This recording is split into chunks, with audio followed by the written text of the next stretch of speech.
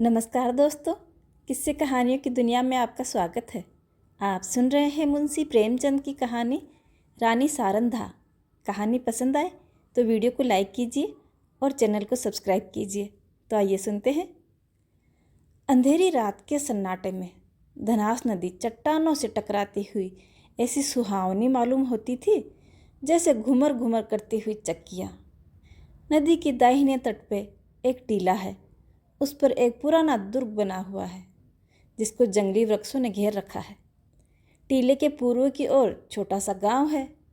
यह गढ़ी और गांव दोनों एक बुंदेले सरकार के कीर्ति चिन्ह हैं। शताब्दियां व्यतीत हो गई। बुंदेलखंड में कितने ही राज्यों का उदय हुआ, अस्त हुआ। मुसलमान आए और बुंदेले राजा उठे और गिरे। कोई गांव, कोई इलाका ऐसा न था जो इन दुरावस्थाओं से पीड़ित न हुआ हो। मगर इस दुर्ग पर किसी शत्रु की विजय पताका न लहराई और इस गांव में किसी विद्रोही का भी कोई पदार्पण न हुआ। ये इसका सौभाग्य ही था। अनिरुद्ध सिंह वीर राजपूत था। उसके पास सवारों और प्यादों का एक छोटा सा मगर सजीव दल था। इससे वह अपने कुल और मर्यादा की रक्षा किया करता था। उसे कभी चैन से बैठना नसीब न होता था। 3 वर्ष पहले उसका विवाह शीतला देवी से हुआ था। मगर अनिरुद्ध विहार के दिन और विलास की रातें पहाड़ों में काटता था और शीतला उसकी जान की खैर मनाती थी। वह कितनी बार पति से अनुरोध कर चुकी थी, कितनी बार उनके पैरों पर गिर के रोई थी कि तुम मेरी आंखों से दूर न हो, मुझे हरिद्वार ले चलो, तुम्हारे साथ वनवास ही अच्छा है, ये वियोग अब नहीं सहा जाता। उसने प्यार से कहा, जिद से कहा, विनय की, मगर अनिरुद्ध बुंदेला था। शीतला अपने किसी हथियार से उसे परास्त न कर सकी। अंधेरी रात थी। सारी दुनिया सोती थी। तारे आकाश में जगमगाते थे। शीतला देवी पलंग पे पड़ी करवटें बदल रही थी और उनकी ननद सारंदा फर्श पर बैठी मधुर स्वर में गाती थी। बिनु रघुवीर कटत नहीं रैन। शीतला ने कहा, जी न जलाओ, क्या तुम्हें भी नींद नहीं आती? सारंदा, तुम्हें लोरी सुना रही हूँ। शीतला, मेरी आंखों से तो नींद लोप हो गई। सारंदा, किसको ढूंढने गई होगी? इतने में द्वार खुला और एक गठे हुए बदन का रूपवान पुरुष भीतर आ गया। वह अनिरुद्ध था। उसके कपड़े भीगे हुए थे और बदन पर कोई हथियार न था। शीतला चारपाई से उतरकर जमीन पर बैठ गई। सारंदा ने पूछा, भैया ये कपड़े क्यों भीगे हैं? अनिरुद्ध, नदी तैर कर आया हूँ। सारंदा, हथियारों का क्या हुआ? अनिरुद्ध, छिन गए। सारंदा, और साथ के आदमी? अनिरुद्ध, सबने वीर गति पाई। शीतला ने दबी जबान से कहा, ईश्वर ने कुशल किया। मगर सारंदा के तेवरों पे बल पड़ गए और मुखमंडल गर्व से सतेज हो गया। बोली, भैया तुमने कुल की मर्यादा खो दी, ऐसा कभी न हुआ था। सारंदा भाई पे जान देती थी। उसके मुख से ये धिक्कार सुनकर अनिरुद्ध लज्जा और खेद से विकल हो गया। वह विरागनी जिसे क्षण भर के लिए अनुराग ने दबा लिया था फिर ज्वलंत हो गई। वह उल्टे पांव लौटा और यह कहकर बाहर निकल गया, सारंदा तुमने मुझे सदैव के लिए सचेत कर दिया। यह बात मैं अब कभी न भूलूंगा। अंधेरी रात थी। आकाश मंडल में तारों का प्रकाश बहुत धुंधला था। अनिरुद्ध किले के बाहर निकला। पल भर में नदी के उस पार जा पहुंचा और फिर अंधकार में लुप्त हो गया। शीतला उसके पीछे पीछे किले की दीवार तक आई। मगर जब अनिरुद्ध छलांग मारकर बाहर कूद पड़ा तो वह विरहिणी चट्टान पर बैठ के रोने लगी। इतने में सारंदा भी वहां आ पहुंची। शीतला ने नागिन की तरफ बल खाकर कहा, मर्यादा इतनी प्यारी है? सारंदा, हाँ। शीतला, अपना पति होता तो हृदय में छिपा लेती। सारंदा, ना, छाती में छुरा भोंक देती। शीतला ने ऐंठ कर कहा, चोली में छिपाती फिरोगी, मेरी ये बात गिरह में बांध लो। सारंदा, जिस दिन ऐसा होगा मैं अपना वचन पूरा करके दिखाऊंगी। इस घटना के 3 महीने पीछे अनिरुद्ध माहुली को जीत के वापस लौटा और साल भर पीछे सारंदा का विवाह ओरछा के राजा चंपत राय से हो गया। मगर उस दिन की बातें दोनों महिलाओं के हृदय स्थल में कांटे की तरह खटकती थी। राजा चंपत राय बड़े प्रतिभाशाली पुरुष थे। सारी बुंदेला जाति उनके नाम पर जान देती थी और उनके प्रभुत्व को मानती थी। गद्दी पर बैठते ही उन्होंने मुगल बादशाहों को कर देना बंद कर दिया और अपने बाहुबल से राज्य का विस्तार करने लगे। मुसलमानों की सेनाएं बार बार उन पर हमला करती थी पर हार कर लौट जाती थी। यही समय था जब अनिरुद्ध ने सारंदा का चंपत राय से विवाह किया था। सारंदा ने मुंह मांगी मुराद पाई थी। उसकी यही अभिलाषा थी कि मेरा पति बुंदेला जाति का कुल तिलक हो, वह पूरी हुई।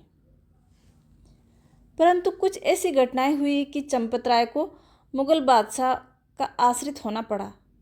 वे अपना राज्य अपने भाई पहाड़ सिंह को सौंपकर दिल्ली चले गए, जहां शाहजहां के शासनकाल का अंतिम भाग था।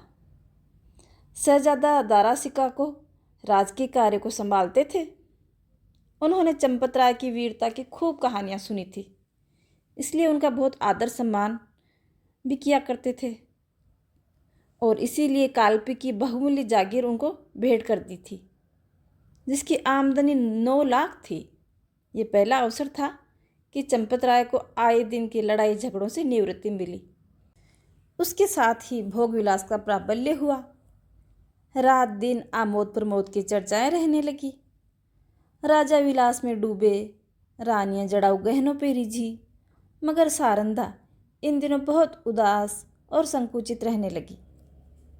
एक दिन चंपत राय ने सारंदा से कहा, सारन, तुम उदास क्यों रहती हो? मैं तुम्हें कभी हंसते नहीं देखता, क्या मुझसे नाराज हो? सारंदा की आंखों में जल भर आया। बोली, स्वामी जी, आप क्यों ऐसा विचार करते हैं? जहाँ आप प्रसन्न हैं वहाँ मैं भी खुश हूँ। चंपत राय, मैं जब से यहाँ आया हूँ मैंने तुम्हारे मुख कमल पर कभी मनोहरिणी मुस्कुराहट नहीं देखी। तुमने कभी अपने हाथों से मुझे बीड़ा नहीं खिलाया, कभी मेरी मांग न संवारी, कभी मेरे शरीर पर शस्त्र न सजाए। कहीं प्रेमलता मुरझाने तो न लगी? सारंदा, प्राणनाथ, आप मुझसे ऐसी बात मत पूछिए जिसका उत्तर मेरे पास नहीं। यथार्थ में इन दिनों मेरा चित्त कुछ उदास रहता है। मैं बहुत चाहती हूँ कि खुश रहूँ, मगर बोझ सा हृदय पे धरा रहता है। चंपत राय स्वयं आनंद में मग्न थे, इसलिए उनके विचार में सारंदा को असंतुष्ट रहने का कोई उचित कारण नहीं नजर आता। वे बोहें सिकुड़ के बोले, मुझे तुम्हारे उदास रहने का कोई विशेष कारण मालूम नहीं होता। ओरछा में कौन सा सुख था जो यहाँ नहीं? सारंदा का चेहरा लाल हो गया। बोली, मैं कुछ कहूँ? आप नाराज तो न होंगे? चंपत राय, नहीं नहीं, जरूर कहो। सारंदा, ओरछे में मैं एक राजा की रानी थी। यहाँ मैं एक जागीरदार की चेरी हूँ। ओरछे में वह थी जो अवध में कौशल्या थी। यहाँ मैं बादशाह के एक सेवक की स्त्री हूँ। जिस बादशाह के सामने आज आप आदर से सिर झुकाते हैं, वह कल तक आपके नाम से कांपता था। रानी से चेरी होकर भी प्रसन्नचित होना मेरे बस में तो नहीं। आप ये पद और ये विलास की सामग्रियाँ बड़े महंगे दामों पे मोल लिए हो। चंपत राय के नेत्रों पर से पर्दा सा हट गया। वे अब तक सारंदा की आत्मिक उच्चता को न जानते थे। जैसे बे माँ बाप का बालक माँ की चर्चा सुनकर ही रोने लगता है, उसी तरह ओरछे की यादों से चंपत राय की आंखें सजल हो गई। उन्होंने आदरयुक्त और अनुराग के साथ सारंदा को हृदय से लगा लिया। आज से उन्हें फिर उसी उजड़ी हुई बस्ती की फिक्र हुई जहाँ से धन और कीर्ति की अभिलाषाएं खींच के ले आई थी। माँ अपने खोए हुए बालक को पाकर निहाल सी हो जाती है। चंपत राय के आने से बुंदेलखंड भी निहाल हो गया। ओरछा के भाग जागे, नौबतें झड़ने लगी और फिर सारंदा के कमल नेत्रों में जातीय अभिमान का आभास दिखाई देने लगा। यह रहते रहते महीनों बीत गए। इस बीच में शाहजहां बीमार पड़ा। पहले से ईर्ष्या की अग्नि दहक रही थी। यह खबर सुनते ही ज्वाला प्रचंड हो गई। संग्राम की तैयारियां होने लगी। शहजादा मुराद और मोइनुद्दीन अपने अपने दल सजाकर दक्षिण से चले। वर्षा के दिन थे। उर्वरा भूमि रंग बिरंगे रूप भरकर अपने सौंदर्य को दिखा रही थी। मुराद और मोइनुद्दीन उमंगों से भरे हुए कदम बढ़ाते हुए आगे चले आ रहे थे। यहाँ तक कि वे धौलपुर के निकट चंबल के तट पर आ पहुँचे। परंतु यहाँ उन्होंने बादशाही सेना को अपने शुभागमन के निमित्त तैयार देखा। शहजादे अब बड़ी चिंता में पड़े। सामने अगम्य नदी लहरें मार रही थी। किसी योगी के त्याग के श्रद्धा से विवश होकर चंपत राय के पास संदेश भेजा कि खुदा के लिए आकर हमारी डूबती नैया को पार लगवाइए। राजा ने भवन में जाकर सारंदा से पूछा, इसका क्या उत्तर दूं?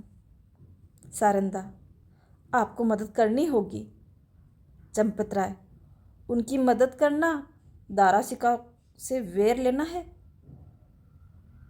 सारंदा, ये सत्य है, परंतु हाथ फैलाने की मर्यादा भी तो निभानी चाहिए।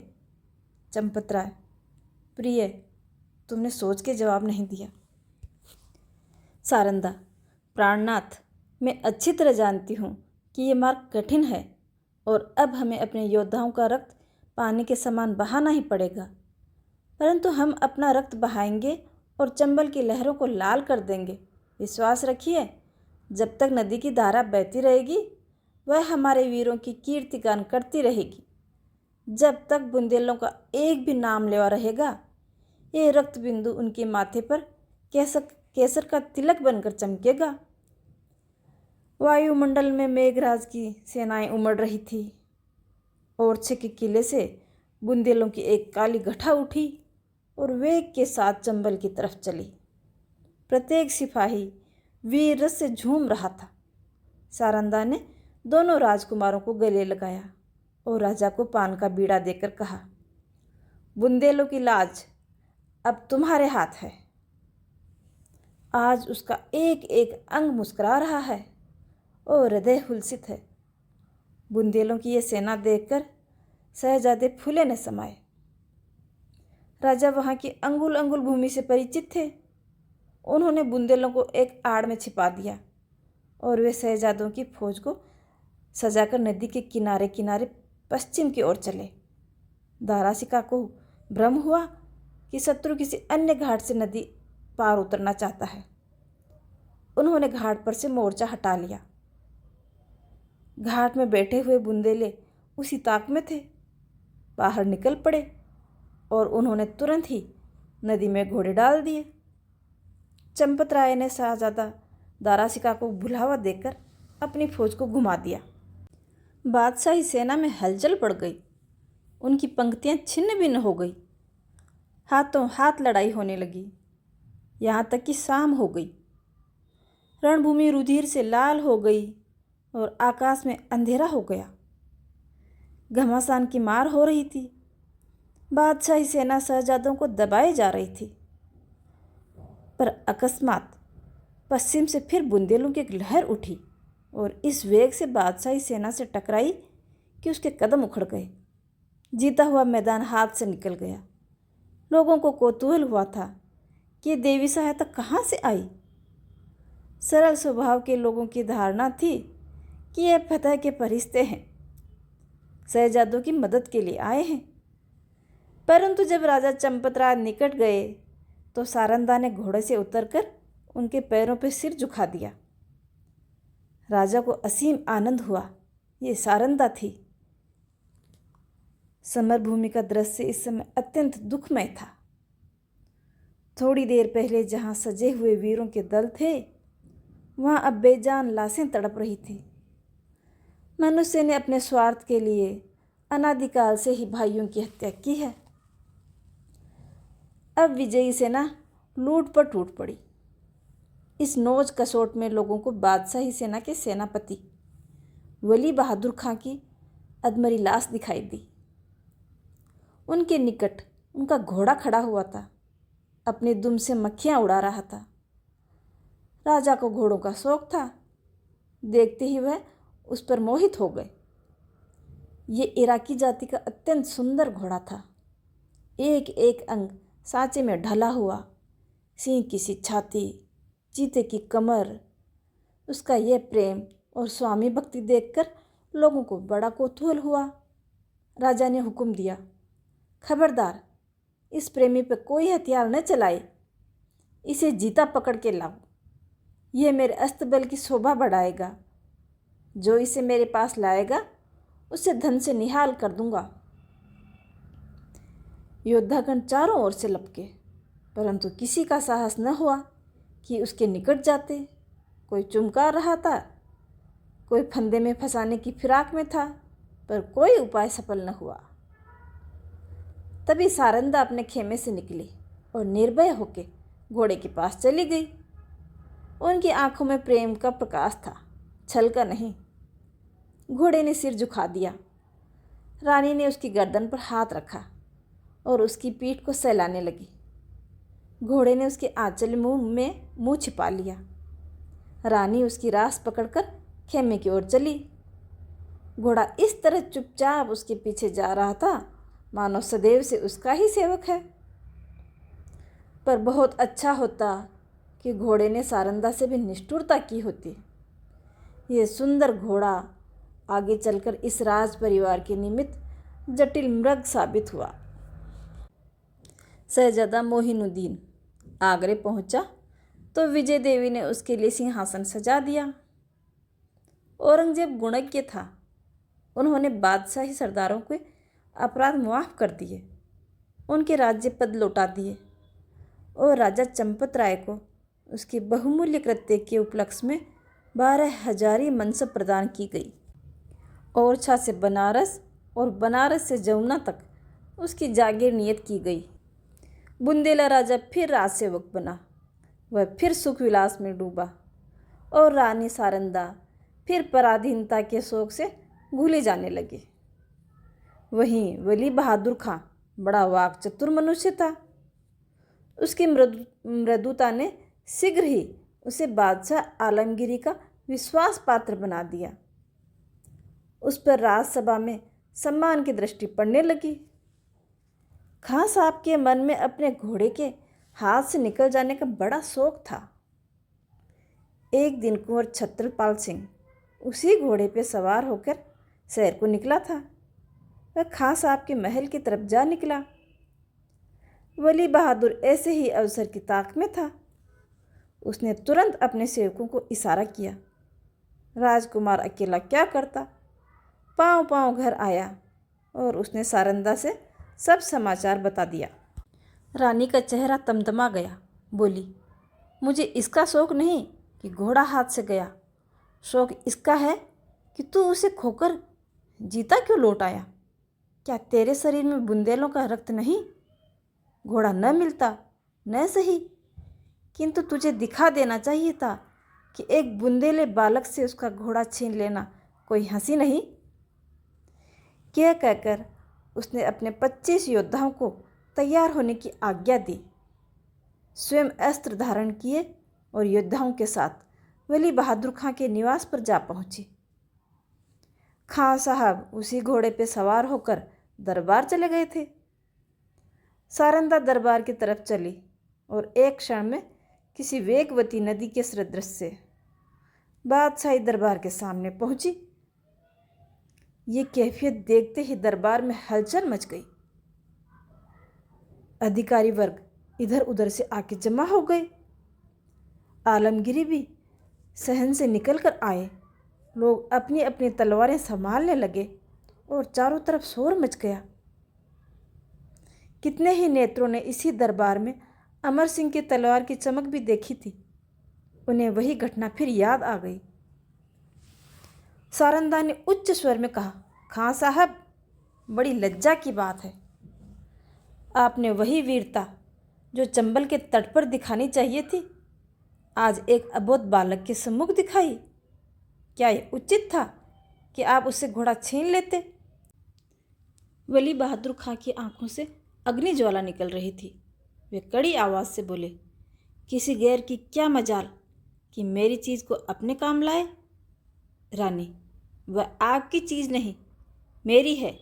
मैंने उसे रणभूमि में पाया है और उस पर मेरा अधिकार है। क्या रणनीति की इतनी मोटी बात भी आप नहीं जानते?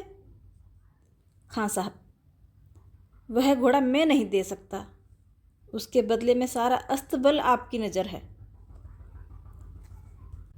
रानी, मैं अपना घोड़ा लूँगी। खां साहब, मैं उसके बराबर जवाहरात दे सकता हूँ, परंतु घोड़ा नहीं दे सकता। रानी, तो फिर इसका निश्चय तलवार से होगा। बुंदेला योद्धाओं ने तलवारें सौंप ली और निकट था कि दरबार की भूमि रक्त से पल्लवित हो जाए। बादशाह आलमगीर ने बीच में आकर कहा, रानी साहिबा, आप सिपाहियों को रोकें। घोड़ा आपको मिल जाएगा, परंतु इसका मूल्य बहुत देना पड़ेगा। रानी, मैं इसके लिए अपना सर्वस्व खोने को तैयार हूँ। बादशाह, जागीर और मनसब भी? रानी, जागीर और मनसब कोई चीज़ ही नहीं। बादशाह, अपना राज्य भी? रानी, हाँ, राज्य भी। बादशाह, एक घोड़े के लिए? रानी, नहीं, उस आदर्श के लिए जो संसार में सबसे अधिक मूल्यवान है। बादशाह, वह क्या है? रानी, अपनी आन। इस भांति रानी ने अपने घोड़े के लिए अपनी विस्तृत जागीर, उच्च राज और राज सम्मान सब हाथ से खो दिया, और केवल इतना ही नहीं, भविष्य के लिए कांटे भी बो दिए। इस घड़ी से अंत दशा तक चंपतराय को शांति न मिली। चंपतराय ने फिर ओरछा के किले में पदार्पण किया। उन्हें मनसब और जागीर से हाथ से निकल जाने का अत्यंत शौक हुआ, किंतु अपने मुख से शिकायत का एक शब्द नहीं निकाला। वे सारंदा के स्वभाव को भली भांति जानते थे। शिकायत इस समय उनके आत्मगौरव पर कुठार का काम करती। कुछ दिन यहाँ शांतिपूर्वक व्यतीत हुए, लेकिन बादशाह सारंदा की कठोर बात भूला न था। वह माफ़ करना जानता ही न था। जो ही भाइयों की ओर से निश्चित हुआ, उसने एक बड़ी सेना चंपतराय का गर्व चूर करने को भेज दी। शुभकरण बुंदेला बादशाह का सूबेदार था। वह चंपतराय का बचपन का मित्र और सहपाठी था। उसने चंपतराय को परास्त करने का बीड़ा उठाया। और भी कितने ही बुंदेला सरदार राजा से विमुख होकर बादशाही सूबेदार से आ मिले। एक घोर संग्राम हुआ। भाइयों की तलवारें रक्त से लाल हुई। यद्यपि इस समर में राजा को विजय प्राप्त हुई, लेकिन उसकी शक्ति सदा के लिए क्षीण हो गई। साथियों में कुछ तो काम आए, कुछ दगा कर गए। यहाँ तक कि निजी संबंधियों ने भी आंखें चुरा ली। परंतु इन कठिनाइयों में चंपतराय ने हिम्मत नहीं हारी, धीरज को न छोड़ा। उन्होंने ओरछा छोड़ दिया और वे 3 वर्ष तक बुंदेलखंड के सघन पर्वतों पर छिपते फिरे। बादशाही सेनाएं शिकारी जानवरों की भांति सारे देश में मंडरा रही थी। आए दिन राजा का किसी न किसी से सामना हो जाता था। सारंदा सदैव उनके साथ रहती और उनका साहस बढ़ाया करती। बड़ी बड़ी आपत्तियों में जबकि धैर्य लुप्त हो जाता है और आशा स्वाद छोड़ देती है, आत्मरक्षा का धर्म उसे संभाले रहता है। 3 साल के बाद अंत में बादशाह के सूबेदारों ने आलमगीर को सूचना दी कि इस शेर का शिकार आपके सिवाय और किसी से न होगा। उत्तर आया, सेना को हटा लो और घेरा डाल लो। राजा ने समझा संकट से निवृत्ति हुई, पर यह बात शीघ्र ही भ्रमात्मक सिद्ध हुई। 3 सप्ताह से बादशाही सेना ने ओरछा घेर रखा है। जिस तरह कठोर वचन हृदय को छेद डालते हैं, उसी तरह तोपों के गोलों ने दीवारों को छेद डाला है। किले में 20,000 आदमी घिरे हुए हैं, लेकिन उनमें से आधे से अधिक स्त्रियां और उनसे कुछ ही कम बालक हैं। मर्दों की संख्या दिनों दिन कम ही होती जाती है। आने जाने के मार्ग चारों तरफ से बंद हैं। हवा का भी गुजर नहीं। रसद का सामान बहुत कम रह गया। स्त्रियां पुरुषों और बालकों को जीवित रखने के लिए एक टाइम उपवास करती हैं। लोग बहुत हताश हो रहे हैं। औरतें सूर्य नारायण की ओर हाथ उठा उठाकर शत्रु को कोसती हैं। बालक मारे क्रोध के दीवार की आड़ से उन पर पत्थर फेंकते हैं, जो मुश्किल से दीवार की उस पार जा पाता है। राजा चंपत राय स्वयं ज्वर से पीड़ित हैं। उन्होंने कई दिनों से चारपाई नहीं छोड़ी। उन्हें देखकर लोगों को कुछ ढांढस होता था, लेकिन उनकी बीमारी से सारे किले में नैराश्य छाया हुआ है। राजा ने सारंदा से कहा, आज शत्रु जरूर किले में घुस आएंगे। सारंदा, ईश्वर न करे कि इन आँखों से वह दिन देखना पड़े। राजा, मुझे बड़ी चिंता इन अनाथ स्त्रियों और बालकों की है। गेहूं के साथ घुन भी पिस जाएंगे। सारंदा, हम लोग यहाँ से निकल जाएं तो कैसा रहे? राजा, इन अनाथों को छोड़कर? सारंदा, इस समय इन्हें छोड़ देने से ही कुशल है। हम न होंगे तो शत्रु इन पर कुछ दया ही करेंगे। राजा, नहीं, ये लोग मुझसे न छोड़े जाएंगे। मर्दों ने अपनी जान हमारी सेवा में अर्पण कर दी। उनकी स्त्रियां और बच्चों को मैं कदापि नहीं छोड़ सकता। सारंदा, लेकिन यहाँ रहकर हम उनकी कुछ मदद भी तो नहीं कर सकते। राजा, उनके साथ प्राण तो दे ही सकते हैं। मैं उनकी रक्षा में अपनी जान लड़ा दूंगा। उनके लिए बादशाही सेना की खुशामद करूंगा। कारावास की कठिनाइयां सहूंगा, किंतु इस संकट में उन्हें छोड़ के नहीं जा सकता। सारंदा ने लज्जित होकर सिर झुका लिया और सोचने लगी, निसंदेह प्रिय, साथियों को आग की आंच में छोड़कर अपनी जान बचाना घोर नीचता है। मैं ऐसी स्वार्थी क्यों हो गई? एकाएक रानी के मन में विचार उत्पन्न हुआ। बोली, यदि आपको विश्वास हो जाए कि इन आदमियों के साथ कोई अन्याय न किया जाएगा, तब तो आपको चलने में कोई बाधा न होगी।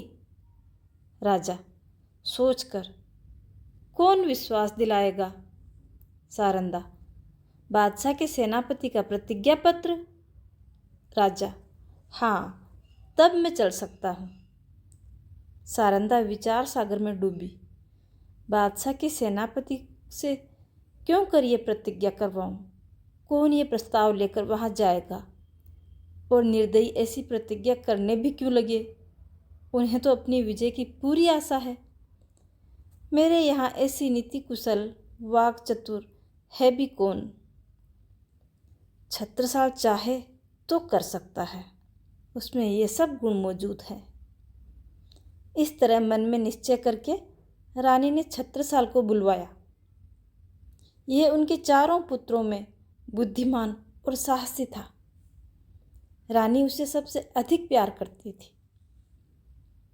जब छत्रसाल ने आकर रानी को प्रणाम किया तो उसके कमल नेत्र सजल हो गए और हृदय से दीर्घ श्वास निकल गई। छत्रसाल, माता, मेरे लिए क्या आज्ञा है? रानी, आज लड़ाई का क्या ढंग है? छत्रसाल, हमारे 50 योद्धा अब तक काम आ चुके हैं। रानी, बुंदेलों की लाज अब ईश्वर के ही हाथ है। छत्रसाल, हम आज रात को छापा मारेंगे। रानी ने संक्षेप में अपना प्रस्ताव छत्रसाल के सामने उपस्थित किया और कहा, यह काम किसे सौंपा जाए? छत्रसाल, मुझे सौंपा जाए। तुम इसे पूरा कर दिखाओगे? हाँ, मुझे पूर्ण विश्वास है माताजी। अच्छा, जाओ, परमात्मा तुम्हारा मनोरथ पूर्ण करे।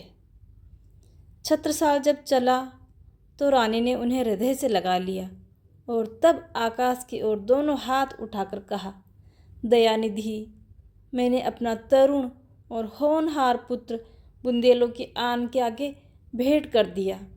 अब इस आन को निभाना तुम्हारा काम है। मैंने बड़ी मूल्यवान वस्तु अर्पित की है, इसे स्वीकार करो।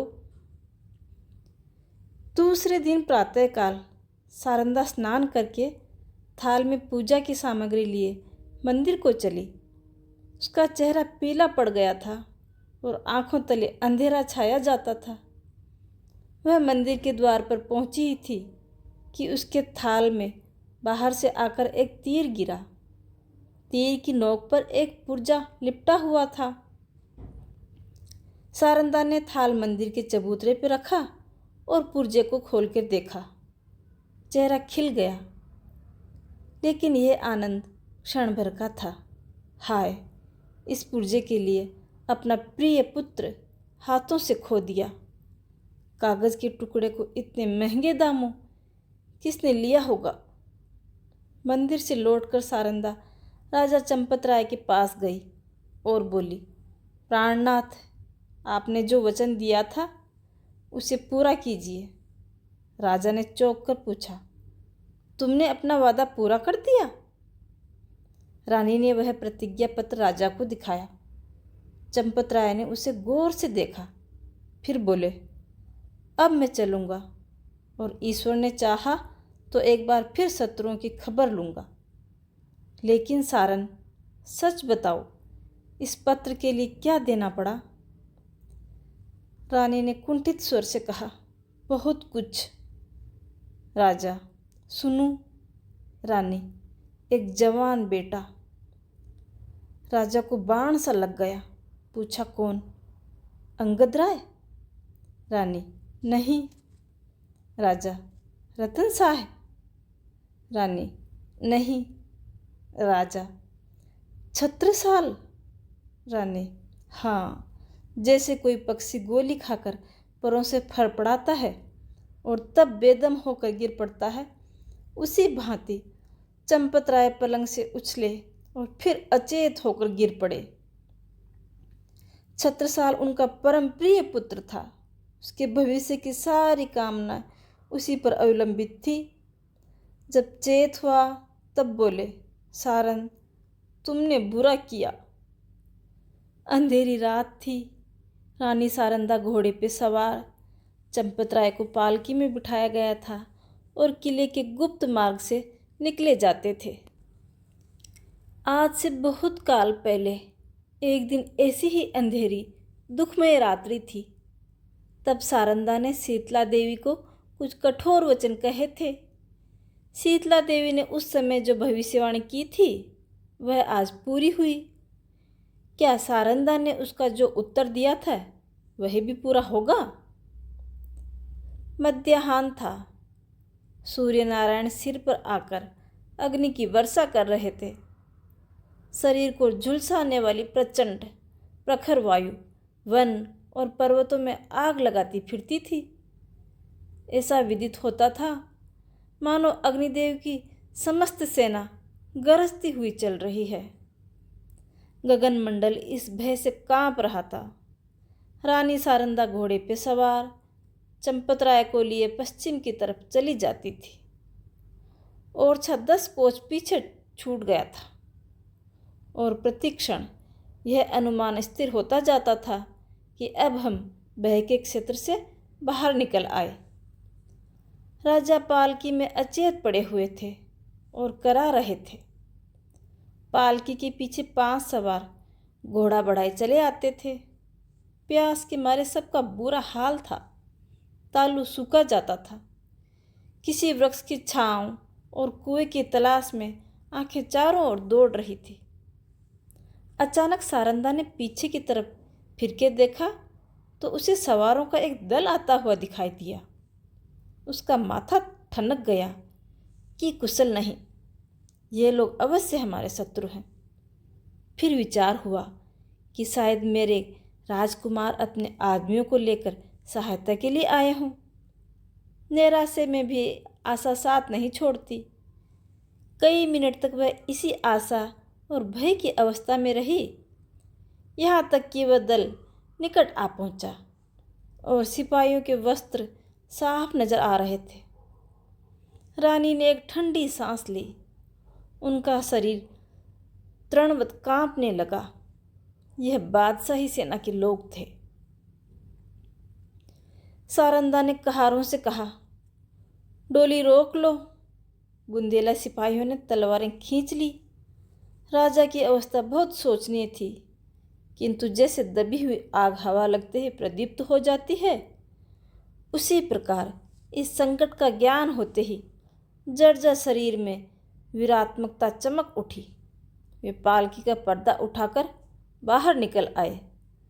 धनुष बाण हाथ में लिया, किंतु वह धनुष जो उनके हाथ में इंद्र का वज्र बना रहता था, इस समय जरा भी न झुका। सिर में चक्कर आ गया, पैर थर्राए और वे धरती पर गिर पड़े। भावी अमंगल की सूचना मिल गई। उस पंखहीन पक्षी के सदृश्य जो सांप को अपनी तरफ आते देखकर ऊपर को उचकता है और फिर गिर पड़ता है। राजा चंपतराय फिर संभल उठे और फिर गिर पड़े। सारंदा ने उन्हें संभाल कर बैठाया और रोककर बोलने की चेष्टा की, परंतु मुख से केवल इतना निकला, प्राणनाथ। इसके आगे मुख से एक शब्द भी न निकल सका। आन पर मरने वाली सारंदा इस समय साधारण स्त्रियों की भांति शक्तिहीन हो गई, लेकिन एक अंश तक ये निर्बलता स्त्री जाति की शोभा है। चंपतराय बोले, सारंद देखो, हमारा एक वीर जमीन पर गिरा। शोक, जिस आपत्ति में आव जीवन डरता रहा, उसने इस अंतिम समय में आ घेरा। मेरी आंखों के सामने शत्रु तुम्हारे कोमल शरीर में हाथ लगाएंगे और मैं जगह से हिल भी न सकूंगा। हाय मृत्यु, तू कब आएगी? ये कहते कहते उन्हें एक विचार आया। तलवार की तरफ हाथ बढ़ाया, मगर हाथों में दम न था। तब सारंदा से बोले, प्रिय, तुमने कितने ही अवसरों पर मेरी आन निभाई है। इतना सुनते ही सारंदा के मुरझाए हुए मुख पर लाली दौड़ गई। आंसू सूख गए। इस आशा में कि मैं पति के कुछ काम आ सकती हूँ, उसके हृदय में बल का संचार हो गया। वह राजा की ओर विश्वासोत्पादक भाव से देखकर बोली, ईश्वर ने चाहा तो मरते दम तक निभाऊंगी। रानी ने समझा राजा मुझे प्राण देने का संकेत कर रहे हैं। चंपतराय, तुमने मेरी बात कभी नहीं टाली। सारंदा, मरते दम तक न टालूंगी। राजा, यह मेरी अंतिम याचना है, इसे अस्वीकार न करना। सारंदा ने तलवार को निकालकर अपने वक्ष स्थल पर रख लिया और कहा, यह आपकी आज्ञा नहीं, मेरी हार्दिक अभिलाषा है कि मरूं तो यह मस्तक आपके पद कमलों पे रहे। चंपतराय, तुमने मेरा मतलब नहीं समझा। क्या तुम मुझे इसलिए शत्रुओं के हाथ में छोड़े जाओगी कि मैं बेड़ियां पहने हुए दिल्ली की गलियों में निंदा का पात्र बनूं? रानी ने जिज्ञासा की दृष्टि से राजा को देखा। वह उनका मतलब न समझी। राजा, मैं तुमसे एक वरदान मांगता हूँ। रानी, सहर्ष मांगिए। राजा, यह मेरी अंतिम प्रार्थना है, जो कुछ कहूँगा करूँगी। रानी, सिर के बल करूँगी। राजा, देखो, तुमने वचन दिया है, इनकार न करना। रानी काँप कर, आपके कहने की देर है। राजा, अपनी तलवार मेरी छाती में चुभो दो। रानी के हृदय पर वज्रपात हो गया। बोली, जीवननाथ। इसके आगे और कुछ न बोल सके। आंखों में नैराश्य छा गया। राजा, मैं बेड़ियां पहनने के लिए जीवित नहीं रहना चाहता। रानी, मुझसे ये कैसे होगा? पांचवा और अंतिम सिपाही धरती पे गिरा। राजा ने झुंझलाकर कहा, इसी जीवन पर आन निभाने का गर्व था। बादशाह के सिपाही राजा की तरफ लपके। राजा ने नैराश्यपूर्ण भाव से रानी की ओर देखा। रानी क्षण भर अनिश्चित रूप में खड़ी रही, लेकिन संकट में हमारी निश्चयतात्मक शक्ति बलवान हो जाती है। निकट था कि सिपाही लोग राजा को पकड़ लें, लेकिन सारंधा ने दामिनी की भांति लपक कर तलवार राजा के हृदय में चुभो दी। प्रेम की नाव प्रेम के सागर में डूब गई। राजा के हृदय से रुधिर की धार निकल रही थी, पर चेहरे पर शांति छाई हुई थी। कैसा हृदय है! वह स्त्री जो अपने पति पर प्राण देती थी, आज उसकी प्राणघातिका है। जिस हृदय से आलिंगित होकर उसने यौवन सुख लूटा, जो हृदय उसकी अभिलाषाओं का केंद्र था, जो हृदय उसके अभिमान का पोषक था, उसी हृदय को सारंधा की तलवार ने छेद दिया। किसी स्त्री की तलवार से ऐसा काम हो सकता है? आह, आत्म अभिमान का कैसा विषादमय अंत है। उदयपुर और मारवाड़ के इतिहास में भी आत्मगौरव की ऐसी घटना न मिलेगी। बादशाही सिपाही सारंधा का यह साहस और धैर्य देखकर दंग रह गए। सरदार ने आगे बढ़कर कहा, रानी साहिबा, खुदा गवाह है, हम सब आपके गुलाम हैं। आपका जो हुक्म हो उसे बसरोचस्म बजा लाएंगे। सारंधा ने कहा, अगर हमारे पुत्रों में से कोई जीवित हो तो ये दोनों लाशें उन्हें सौंप देना। यह कहकर उसने वही तलवार अपने हृदय में चुभो ली। जब वह अचेत होकर धरती पर गिरी, उसका सिर राजा चंपतराय की छाती पे था। कहानी में मेरे साथ बने रहने के लिए धन्यवाद।